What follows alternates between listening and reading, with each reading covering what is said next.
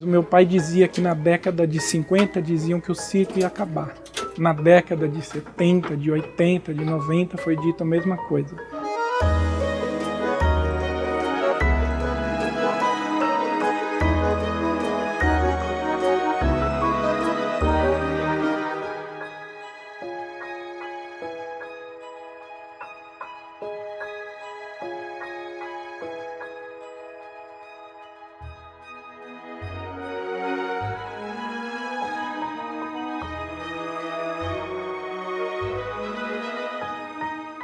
O circo ele é paradoxo com ele mesmo. Ele é uma arte milenar e contemporânea ao mesmo tempo. Senão ele não viveria até hoje. Ele se adapta a tudo que acontece. Em 1800, em 1850, em 1900, em 1900 o circo estava sempre à frente, assim, buscando coisas que apareciam. A iluminação elétrica chegou, vamos colocar no espetáculo, né? Então essa coisa de circo novo nem se usa mais hoje em dia. O circo ele é assim desde sempre. É claro que artistas vão se adaptando, melhorando suas técnicas, conta com tecnologia, som, iluminação de última geração. A matéria-prima de um circo é a ilusão, é o encanto, é a magia. Hoje, isso tudo é chamado de realidade virtual. Só que no circo, essa realidade virtual, ela tem tato, tem cheiro, ela tem a emoção viva.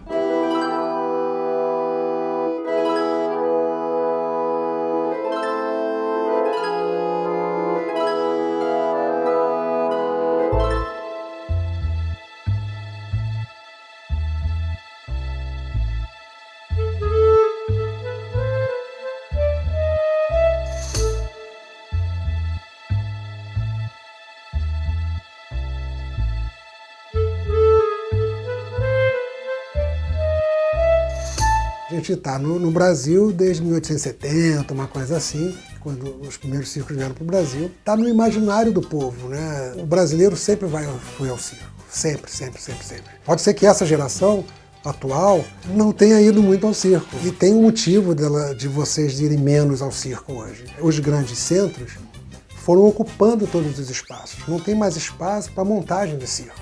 E isso é um problema sério e atual do circo. Eles foram sendo levados para a periferia. Mas o circo tem uma outra característica importante, que é ele ir aonde está o povo, né? O seu público. Esse talvez seja um dos segredos do circo estar firme e forte até hoje. Porque isso eu posso dizer para vocês.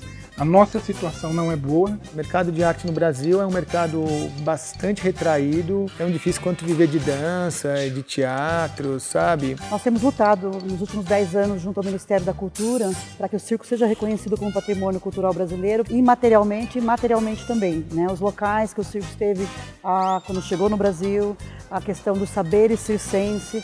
Só que existe um processo junto ao IPHAN e esse processo é um pouco demorado. Já deveria ter sido reconhecido há muito tempo, mas nós estamos aí aguardando, eu acho que vai ser logo. Só com políticas públicas sérias e contínuas que o circo vai ter novamente a condição de viver com dignidade. São raros os casos que você tem realmente um patrocinador, alguém por trás para te ajudar.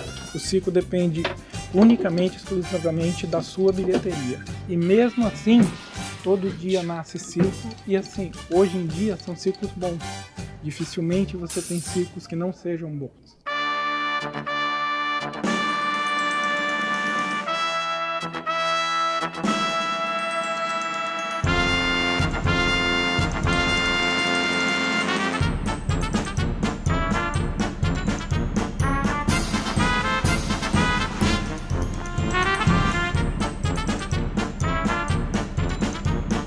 De uns tempos para cá, está cada vez mais valorizado. Antigamente a gente era bem marginalizado, mas hoje em dia é cada vez mais valorizado.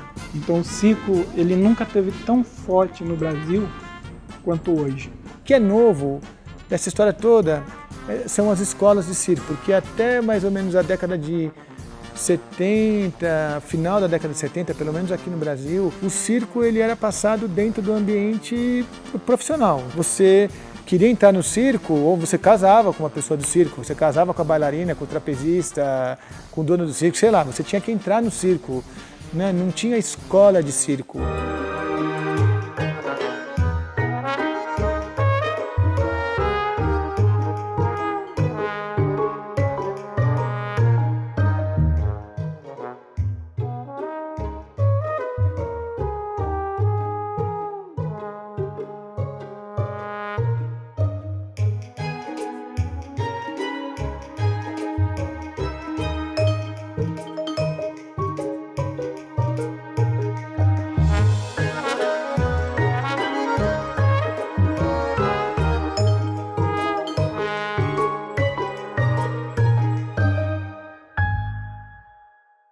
uma ferramenta que tem um diálogo muito maior com o povo.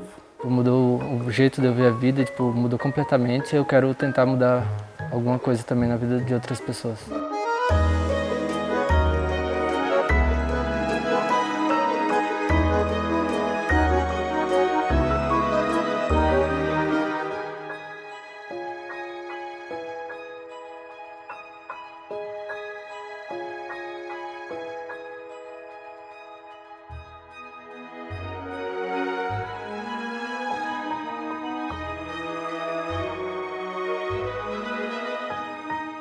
O circo como espaço de formação, ele está muito vinculado ao mercado. Então esse advento da escola de circo veio trazer uma novidade, veio ajudar na formação, veio ajudar na questão do aprofundamento dessa linguagem, porque é a escola que proporciona isso, né? Com as ideias dos alunos, com as ideias dos professores, com a ideia do público. É difícil você se satisfazer com uma modalidade só, você quer abraçar o circo como um todo. São muitos treinos, sabe? Muito exercício, muita prática para você conseguir chegar em algum nível do circo.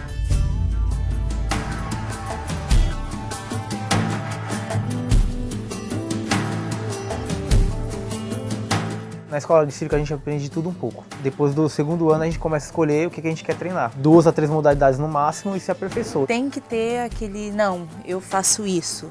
Meu forte é o trapézio porque minha família inteira faz o trapézio. Meu pai, minha mãe, meus irmãos. Pra gente que nasce no circo, normalmente quando criança as brincadeiras são de circo.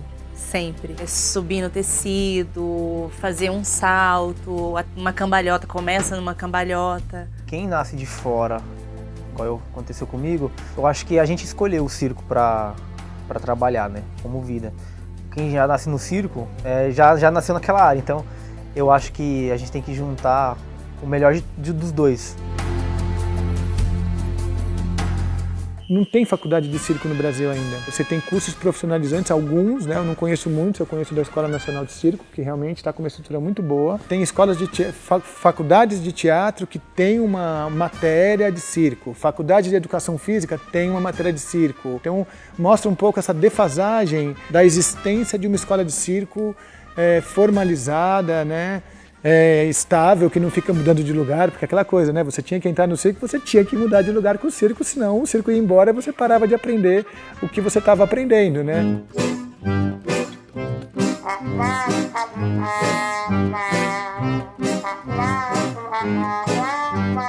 O Projeto Aprendiz é um projeto que eu montei junto com um amigo meu, um projeto social voltado para jovens e adultos a partir de 16 anos, com dificuldades financeiras. A princípio a gente não falava ainda em ser pré-profissionalizante. 12 horas então estabeleceu. A gente começou a falar pré-profissionalizante de artes circenses e daí no ano seguinte demos um passo a mais ainda, né? Então de 12 horas foi para 18 horas por semana, né? Justamente a gente poder oferecer uma formação para jovens que querem entrar no mercado ou querem entrar numa escola profissionalizante, querem fazer um teste, uma seleção, ou querem entrar numa companhia. Então veio numa lacuna que eu achei que era legal, sabe? Era a única escola perto, eu vim de São José dos Campos, do interior de São Paulo. Tem poucas escolas de circo já em São Paulo, de onde eu vim é uma região muito afastada que tem menos ainda, assim, né? Do Jardim Ângela. E os planos são colocar a linguagem circense nas oficinas que eu já dou, assim. Na Zona Sul, dei aula no estado, leva para lá o que eu não tive enquanto aluno do ensino médio ali. Abriu uma porta assim para as pessoas verem que existe esse mundo. Para mim, ser um artista circense é uma magia, assim, tipo, com palavras assim até complicado para você explicar, porque é muito amor envolvido.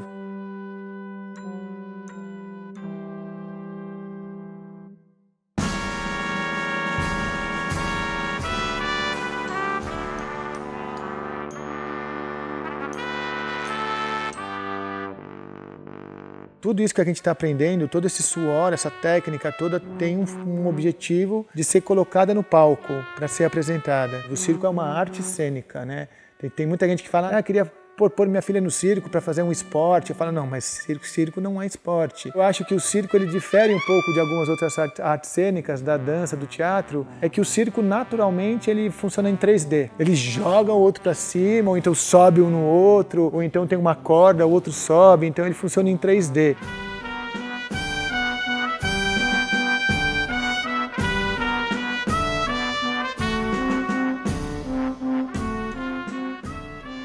Tem alunos excelentes de escola de circo que vão embora para fora sem nunca ter trabalhado num circo no Brasil. As escolas de circo, elas dão a sua parte de colaboração muito positiva.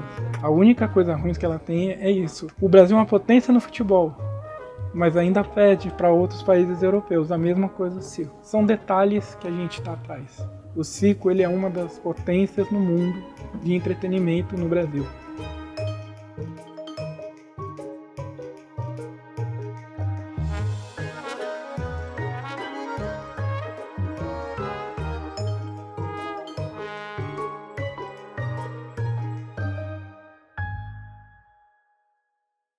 Em nível internacional, nós somos uma das melhores escolas profissionais. Um nome, né, dentro do país que é muito pesado, muito importante, isso é inegável.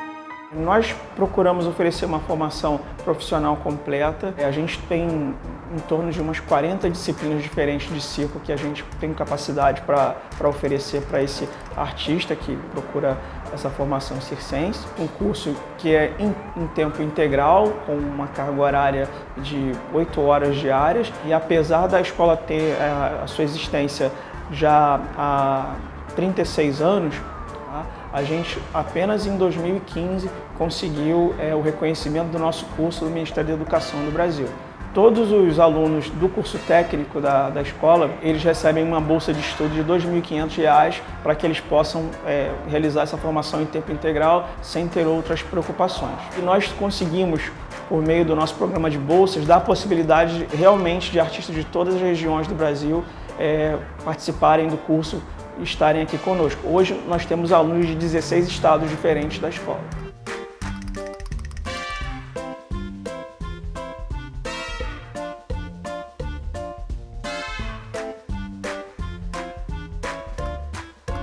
É muito caro manter uma escola de circo. E aí, essa escola ela conseguiu se manter sempre com o apoio do governo federal. Nós somos parte da Fundação Nacional das Artes, tá? Que é uma vinculada ao Ministério da Cultura. Então é do orçamento da Funarte que são pagas todas as despesas da Escola Nacional de Circo. Até aqui a profissionalização tá bacana, tá boa, mas a gente precisa avançar. A gente vai ter em algum momento que ter uma faculdade de circo. É um passo que tem que ser dado ainda e não é de uma vez só e não é de hoje para amanhã, ele vai levar um tempo.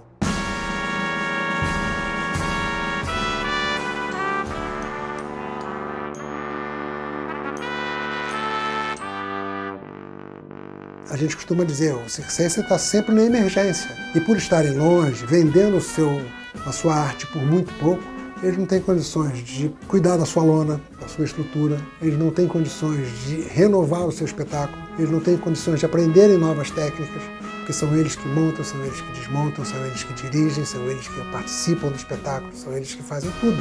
Então, as políticas públicas para o circo são fundamentais, importantíssimas. Sem a nossa ajuda, muitos já teriam sucumbido. A gente tem muito circo bom, tem muito circo com qualidade, muito circo com boas produções, muitos circos que circulam com muita facilidade, mas a gente também tem muito circo em condições muito precárias. O circo tem uma coordenação de circo desde 2003 ou 2004. A defasagem que a gente tem é imensa, então a gente precisa compensar, né, esse tempo perdido.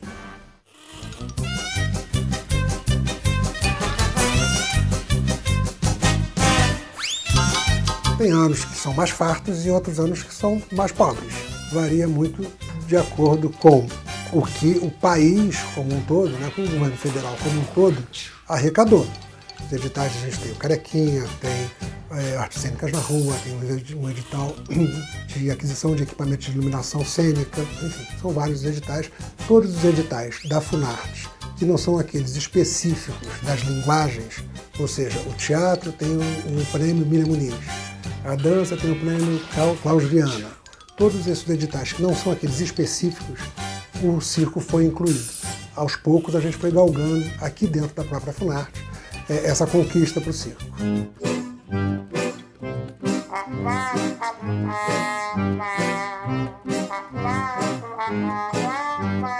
A gente detectou que o circo é quem menos projetos inscreve na Lei Rouanet. E mesmo nos nossos editais, muitos dos circenses são pessoas muito humildes, sobretudo nos circos de pequeno porte, de médio porte, eles não sabem, porque não estão acostumados, como outros artistas de outras linguagens, a ter edital.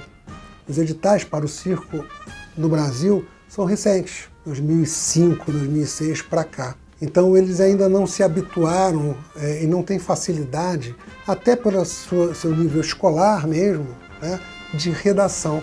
Então a gente fez, por exemplo, uma parceria com o Sebrae e fez oficinas de elaboração de projetos. Ou seja, a gente vai identificando e vai tentando suprir essas necessidades que eles têm. O circo também ele tem uma característica que é uma empresa muito familiar. Então o Sebrae também ajudou nisso, para fazer uma oficina que ensinasse o empreendedorismo, como é que você administra a sua empresa.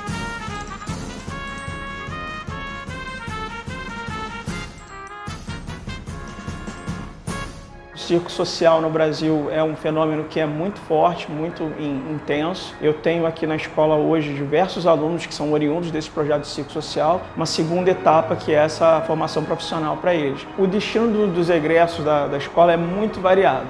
Então, a gente tem, por exemplo, na última turma, alunos que constituíram companhias de circo, alunos que foram trabalhar em companhias já constituídas, alunos que foram trabalhar em circos itinerantes pelo Brasil, alunos que foram trabalhar em circos no exterior, alunos que atuam no mercado de musicais, no mercado de espetáculos em cassinos, por exemplo, espetáculos em navios, em parques de diversão. Então, hoje o mercado de circo é muito diversificado, ele não se restringe apenas ao circo itinerante.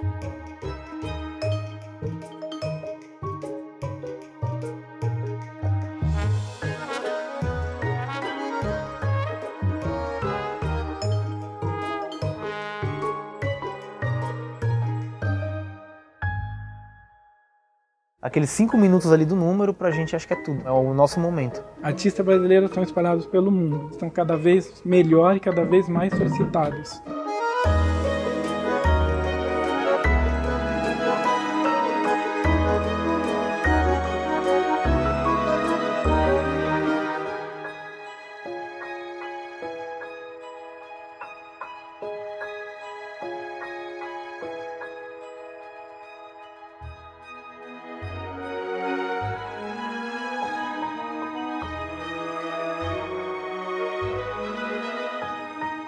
Eu tenho 27 anos e 27 anos de circo. Eu sou a 5ª geração, minha família inteira é de circo. Eles têm vários números lá.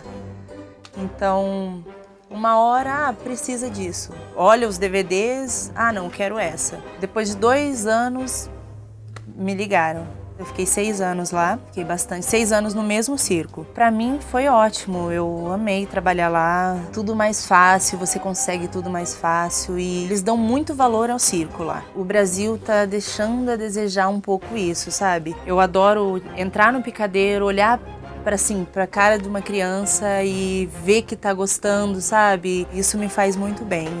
Eu nasci no circo, não pretendo sair, é a vida que eu escolhi pra mim.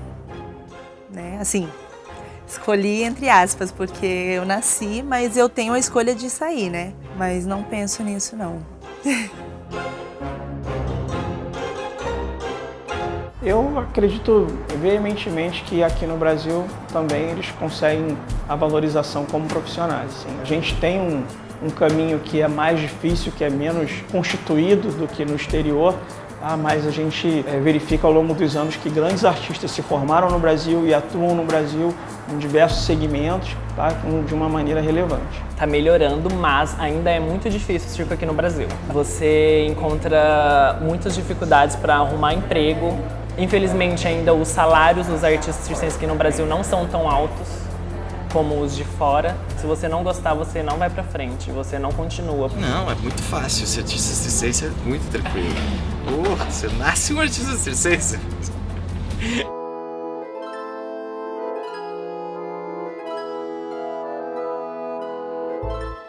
Eu sou do circo tradicional brasileiro. Comecei a trabalhar com 3 anos de idade, que eu costumo dizer que eu sou um circense. Eu nasci no circo, eu vivo no circo, eu vivo do circo, eu como do circo.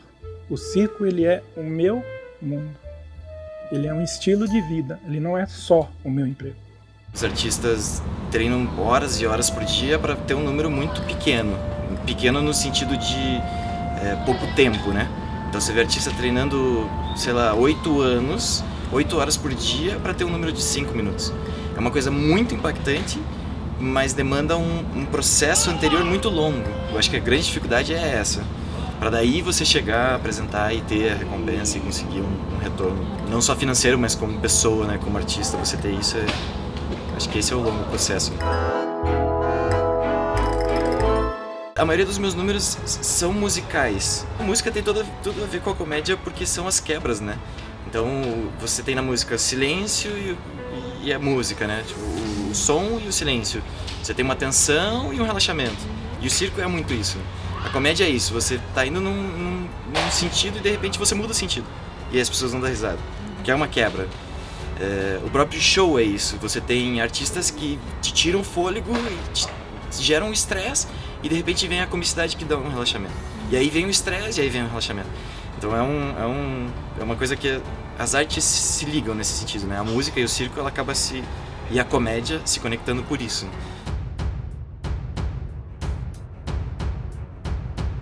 O Brasil, ele tem uma qualidade circense muito, muito elevada, muito melhor do que muitos países que eu conheço. Entrei nessa organização internacional de circo, trouxe para o Brasil para ter essa conexão com o Brasil e o internacional. É muito importante porque abre portas. Os talentos brasileiros aqui, eles não têm essa abertura tanta quanto um festival internacional pode fazer, né? A Ucrânia, ela é muito reconhecida no mundo circense por causa de festivais, a Rússia. Quando o festival trouxe nessa edição 70 artistas de 14 países, nós conseguimos mostrar para o artista brasileiro todas as possibilidades artísticas, né? A qualificação, o exemplo. E por outro lado também nós conseguimos mostrar o que nós temos de bom também, né? Mostrar nossos artistas no julgamento dos nossos jurados internacionais ficaram em boa qualificação, sinal que nós temos também grandes talentos.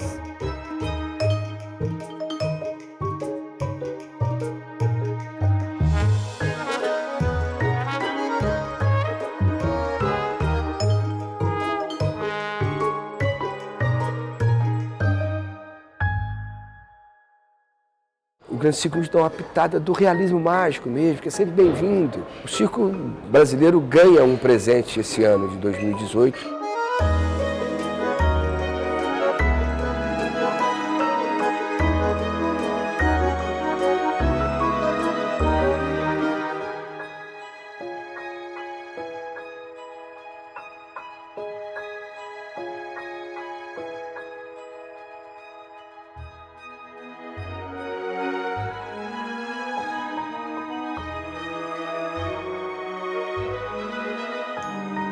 O Grande Circo Místico conta a história de uma família de circenses. São 5 gerações de uma mesma família, que começa no início do século XX e vai até o início do século XXI. É inspirado num poema do Jorge Lima e, sobretudo, com 5 mulheres muito importantes em cada episódio, né, em cada momento do filme, que são mulheres que estão lutando contra as interdições masculinas, vamos dizer assim. Não é um filme sobre o circo, mas é um filme de pessoas que moram no circo, com toda a liberdade do mundo. Como é que pode um filme 100 anos e um personagem que está vivo durante 100 anos, né? Não é um filme naturalista, não é um filme que reproduz a realidade como ela é. É um filme que faz você pensar sobre a realidade. A ideia de um cinema imagético, um cinema às vezes surrealista.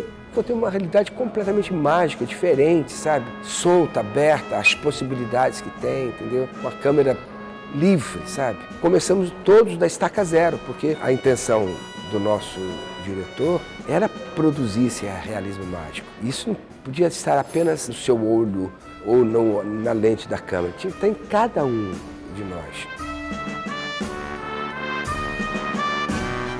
Eu sou uma pessoa de circo e sou um ator também apaixonado pelo circo. Tentei me aproximar um pouco, tal, para conversar com ele. A gente já se conhece, enfim. E acabei então sendo convidado para uma, não diria supervisão na parte circense, mas um acompanhamento, aproximar a realidade circense da realidade de um set de cinema. O circo vai se transformando durante 100 anos. Então eu dava um toque ou outro, entendeu? Toda a preparação do trapézio para o filme, quem fez fui eu. Foram trapezistas meus, eu tive que prepará-los para o filme, né? Para fazer aquela cena de dublê, para fazer o trapézio de verdade, né? Um outro ator que eu me aproximei muito para a gente trocar ideias e tal foi o Juliano Casarré, porque ele não só era o domador, como ele era o dono do circo. Então tinha uma atitude, tinha um olhar, tinha uma atitude, uma atmosfera. Jesuíta Barbosa, que permeia o filme todo, quer dizer, que conduz o filme todo, eu procurava contar histórias, lendas de circo, fatos pitorescos durante a filmagem para que ele pudesse, de uma maneira ou de outra, então ele teve algumas sacadas, eu acho o tom dele, a leveza do tom, não é fácil você estar presente em todas as cenas do filme durante 100 anos, que é o personagem, a magia, o encanto do personagem dele. Essa nominação representando o Brasil no Oscar para disputar o melhor filme estrangeiro, é claro que eu me orgulho muito, para mim é uma honra muito grande representar o Brasil, mas eu não quero transformar, eu nunca transformei o Oscar no juiz supremo dos nossos filmes, não é. O Oscar é um prêmio como outro qualquer, e esse particularmente dado pela corporação de Hollywood, pelos profissionais de Hollywood. Ganhar é muito bom, não ganhar não significa nada. Eu espero que o filme se dê bem, que o público goste, que vai ver o filme, que se interesse pelo que o filme diz. E espero que o Oscar também acabe indicando o filme para ser o discípulo nominado naquela lista que acaba saindo no final da disputa. O Kaká é muito reconhecido e reverenciado, passa por uma fase de consolidação da sua carreira, de reconhecimento pleno do seu trabalho. Essa questão do Oscar flui bem, sabe? É uma coisa que tem uma fluência aí. E a luta durante esses anos todos, dividindo o meu trabalho no cinema, no teatro, na televisão, com o circo, né? Foi tirar um pouco o véu do preconceito também, sabe? O circo é o segmento, não o meu circo, ou aquele outro circo. O circo, de uma maneira geral, ele é visto, sofre um pouco de preconceito, sabe? E muitas vezes as pessoas acham uma arte menor, entendeu? Então é mais uma oportunidade agora, quer dizer, ver o circo sendo retratado por um grande diretor de cinema, um lançamento nacional e internacional. Abrimos o Festival de Cannes, abrimos a Mostra de São Paulo, vamos encerrar a Mostra do Rio. Então o circo ganha uma sonoridade, quer dizer, as pessoas começam a ouvir a palavra circo, o mundo do circo. E também o filme O Grande Circo Místico encontra o circo brasileiro vigoroso, renovado, reinventado, com uma nova geração fazendo circo, sabe? Investindo em circo e patrocinadores patrocinando o circo, televisão usando o circo como enredo e os musicais todos usando os artistas circenses como peças-chave das suas montagens. Cerra os olhos e escuta o filme e imagina um circo durante 100 anos.